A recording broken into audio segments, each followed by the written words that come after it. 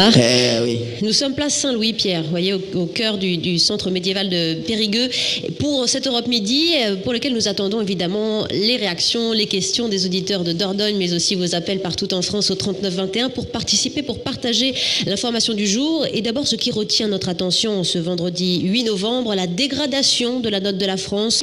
Et puis à 13h30, une demi-heure de débat tous ensemble dans Europe Midi pour ou contre la chasse. Alors on a déjà beaucoup de réactions, la chaleur va visiblement monter sous ce chapiteau de Périgueux Europe 1 en pleine saison de la chasse. Faut-il réguler les espèces? Faut-il laisser la nature faire son travail? Que pensez-vous des chasseurs qui ont beaucoup de poids, vous le savez, en France? Eh bien, on vous attend au 3921 pour participer et réagir. Voilà pour le sommaire de cette Europe Midi Périgourdin. Pierre de Villeneuve, on vous retrouve à 14h pour les infos. Place à notre débat d'Europe Midi depuis Périgueux pour ou contre la chasse. Europe Midi, votre journal, Wendy Bouchard. Et depuis 2 mois jusqu'en février, partout en France, vous les avez croisés, 1 300 000 chasseurs. De plus en plus de jeunes, de plus en plus de femmes se retrouvent en solo, se retrouvent en battue, à pied avec leurs chiens pour tirer et traquer le gibier d'eau, en forêt, le cerf, le chevreuil, le sanglier, en plaine ou en montagne. Nous sommes ici en Dordogne, sur une terre de chasseurs, entre les champs de maïs, entre les futaies et les forêts de feuillus. Je sais que ce débat sera musclé, car on va vous demander à la fin de cette demi-heure de prise de parole de départager, de choisir votre camp et de voter ici en studio. Alors les chasseurs sont-ils les mieux placés pour réguler les espèces? La chasse est-elle nécessaire pour la préservation de la nature? Vous participez et on accueille sous ce chapiteau à Périgueux notre puncher. D'abord, chasseur, naturaliste et lobbyiste Thierry Coste. Face à lui, j'accueille Gérard Charolois, président du mouvement Convention Vie et Nature. Alors vous avez face à face un chasseur et un farouche opposant à la chasse en France.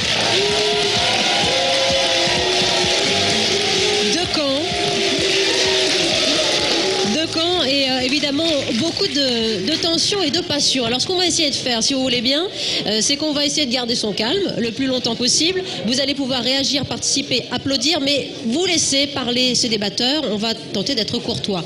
Gérard Charolois, bonjour à vous. Bonjour. Merci de votre présence. Bonjour et merci de m'avoir invité. Et Thierry Coste, bonjour. Bonjour. Je vais vous laisser la parole d'abord parce que c'est vous le puncher, c'est vous qui défendez la chasse aujourd'hui. Vous avez 1 minute 30, un petit chrono pour poser vos arguments sur la table. Je donnerai ensuite la parole à votre interlocuteur. C'est à vous, Thierry. Mais avec grand plaisir, oui. Si je souhaite qu'on défende la chasse, c'est parce que la chasse est vraiment utile. Elle est utile pour la gestion de la nature, mais d'abord, la chasse, c'est une passion. C'est la passion d'1 300 000 personnes, de leur famille, sur un sujet simple. C'est vivre à la campagne, adorer la campagne et pouvoir pratiquer une méthode de régulation des animaux. Alors bien sûr, on n'est pas obligé de se promener pendant 12 mois sur 12 avec un fusil. On peut se promener un certain nombre de mois sans fusil, parce qu'un chasseur s'occupe de l'espace, de la nature, pendant 12 mois sur 12. Et c'est ça qui est intéressant.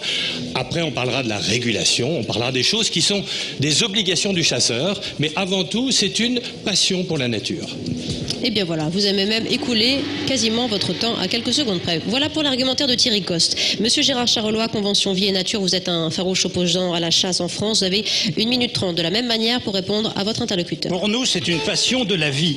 Et j'allais dire, je fais 3 griefs à la chasse. Un grief éthique, un grief écologique et un grief politique. Le grief éthique, c'est que l'animal n'est pas une chose, un objet, une machine. C'est un être doté de sensibilité. C'est un être qui ressent la souffrance comme vous et moi.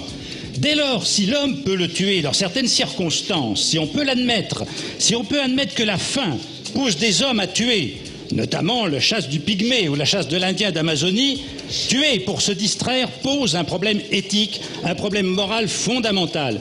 L'homme, en faisant à l'animal ce qu'il fait, se banalise la violence et l'instinct de mort. C'est le premier procès que je fais à la chasse. Le second, c'est un procès écologique. À notre époque, la nature se meurt. Depuis 3 siècles, l'homme a fait disparaître 664 espèces d'oiseaux et de mammifères par le monde. Or, la chasse en plus, dans notre monde, c'est la chasse en trop. 3e et dernier grief, un problème politique. Les chasseurs sont minoritaires dans notre pays. Ils ne sont plus 1 300 000, il y a 1 220 000 permis validés, ils sont à peu près 1 million. Et ce million impose ses lois et ses règlements à la majorité des Français qui trouvent insécurité lorsqu'ils se promènent dans forêt. Plus de jours sans chasse, pas de distance de tir autour des habitations, il y a une dictature d'un groupe de pression dans ce pays. Et on s'arrête là. Merci beaucoup, Gérard Charleroi.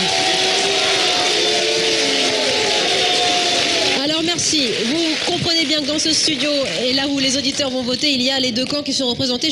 J'ignore à quelle proportion, évidemment. Et il y a notamment un lycée G de Beaufort, avec des lycéens accompagnés par leur professeur de sciences économiques et sociales. Alors, Gérard Charleroi, vous venez de répondre à Thierry Coste, qui parle uniquement de distraction, Thierry Coste. Voilà, moi je vais réagir un petit peu. Je comprends parfaitement M. Charleroi quand il dit qu'il y a un problème éthique. C'est vrai qu'il y a un certain nombre de gens qui n'aiment pas la chasse parce que donner la mort, ça peut être quelque chose de choquant. C'est choquant aussi en agriculture, en élevage. C'est-à-dire qu'il y a des gens qui ne peuvent pas s'imaginer élever quelque chose et le tuer. Donc la réalité, elle est beaucoup plus cruelle qu'on ne le dit. Alors, M. Charleroi raconte beaucoup de bêtises. Il est le gourou d'une secte. Non mais, attendez, s'il vous plaît. Non mais... Voyez, regardez, c'est la démonstration. Ouais, vous voyez, ici, en Dordogne, il y a 24 000 chasseurs. Ouais. Mais tous les opposants à la secte sont rentrés dans cette salle. Ça fait pas beaucoup. Ils étaient 40 000. Ils étaient 40 000 il y a 20 ans. Alors, je vais répondre sur l'autre sujet. Ouais. L'autre sujet qui est important. Et là, on s'oppose véritablement, c'est qu'en matière de nature, pourquoi quelques groupuscules s'opposent aux ententes entre chasseurs et naturalistes, alors que dans plein d'endroits, on signe des accords en permanence avec des ONG environnementales parce qu'on défend la nature ensemble. Et je suis d'accord, elle est menacée. Alors Thierry, Gérard Charleroi, c'est possible pour vous? Je vais vous dire, en France, on n'arrive pas à faire progresser la législation ni la réglementation. C'est le seul pays en Europe où on n'arrive à rien à obtenir parce qu'on a un lobby qui a pour principe de ne rien concéder. Sachez qu'ils veulent tuer des tétras dans les Pyrénées. Si vous allez dans les Pyrénées, vous ne rencontrerez pas de tétras, il n'y en a presque plus.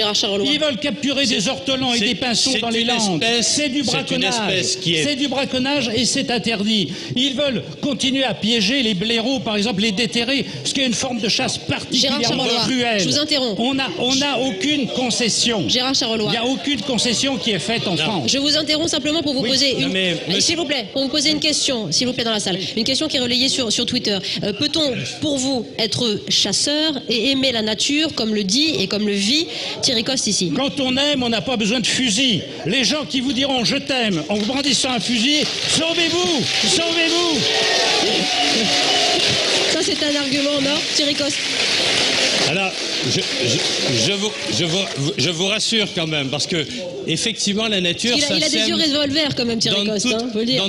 La nature s'aime dans beaucoup de conditions. Mais moi, j'adore, parce que ces gens qui veulent protéger la nature et qui font des réserves partout, des réserves de la Ligue de la protection des oiseaux, oublient juste qu'ils ont à peu près tous un chat qui massacre à peu près des centaines de millions de rouges-gorges, qui massacre des millions de rouges-gorges, de pinsons, alors qu'on accuse les chasseurs d'ortolans qui en prélèvent 4 ou 5 000. On croit rêver. Gérard Charleroi. C'est une caricature. C'est pas faux. Il y a dans la nature des animaux prédateurs. Et cela peut en effet poser un problème moral. Des espèces protégées. Mais vous savez, j'avais la chance d'avoir un ami qui s'appelle Théodore Monod, qui était un grand scientifique et un homme de conscience. Et Théodore Monod me disait des fois, on me dit, mais vous protégez le tigre. Or, le tigre est pas tout à fait aussi méchant que le chasseur, mais enfin, il est quand même méchant. Quand la nature a créé le tigre, elle ne nous a pas demandé notre avis. Tandis que nous, les hommes, nous sommes conscients. Et nous avons une conscience. Et c'est parce que nous avons une conscience que nous devons cesser d'être tyranniques et d'être infernales pour les animaux qui sont des êtres sensibles. Merci, monsieur. On fait une pub. On fait une pub et on se retrouve juste après. Gérard Charleroi, Convention Vie et Nature, qui protège les animaux qui s'opposent à la chasse face aux lobbyistes, chasseurs, naturalistes aussi, il faut le préciser, Thierry Coste, dans ce chapiteau de Périgueux avec un public en feu, avec des applaudissements. Et vous allez réagir juste après la pause.